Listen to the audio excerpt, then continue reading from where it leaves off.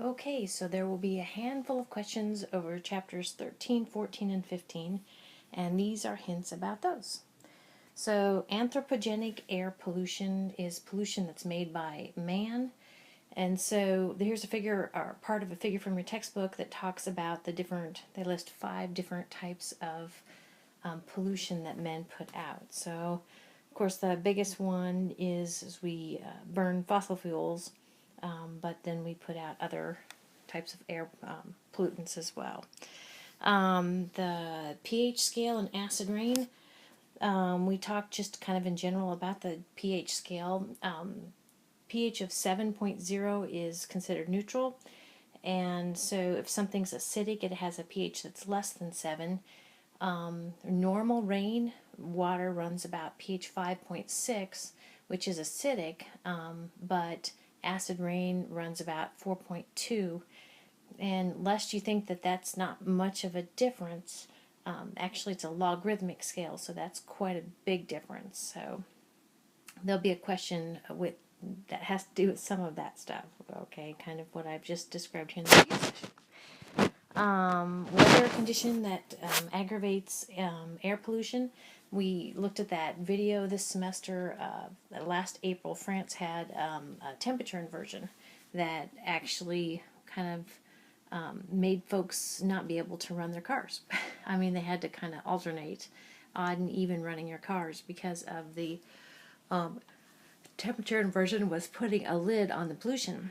So the next one, which primary pollutant is most abundant in the atmosphere, and that would be carbon monoxide.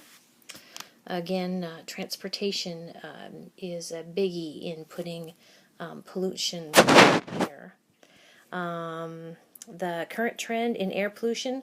So this was like one of the last slides we looked at, and it I think is kind of encouraging. The bottom line actually says aggregate emissions, so that would be air pollution.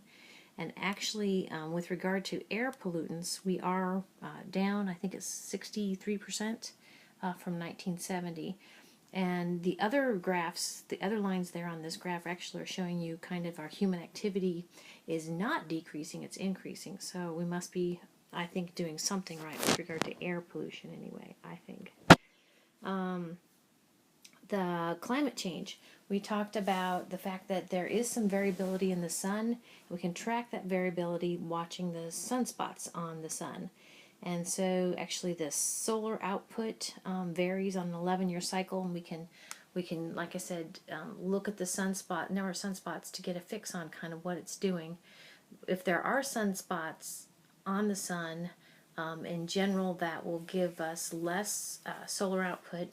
And there was a 75-year period, 75-year period from 1645 to 1715, where actually the sunspots were like there weren't any sunspots per se, and it was generally cold.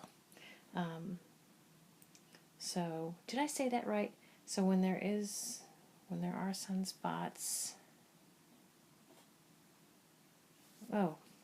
see, I must have done, let me change this. So when there are sunspots, there is more solar output. Sorry. Final answer. Okay. And so when there was a 75-year period of time when there weren't sunspots, actually, then the temperature on Earth was relatively cold. In Europe, they call that the Little Ice Age. The next term, proxy data. Proxy data, we have to do that a lot when we're trying to put the pieces together and understand past climates. So basically we're getting indirect information of what past climates were. Examples are tree rings and an assortment of cores like ice cores and sediment cores. So that's proxy data. And the last one here is a positive feedback mechanism. It doesn't mean that something positive is necessarily going to happen. If we have something A occurs and A directly makes B occur, and B actually then reinforces A, then actually this could be this is positively A can like I say kind of escalate. So That's a positive feedback mechanism. And then chapter 15 on climates, just have a couple of terms here. Climates are distinguished by their temperature and precipitation. And of course, with those two things comes vegetation and the animal life. And then our climate here in southeast Iowa, we are actually DFA. We are severe, mid-latitude, humid continental. That's the full gist of it.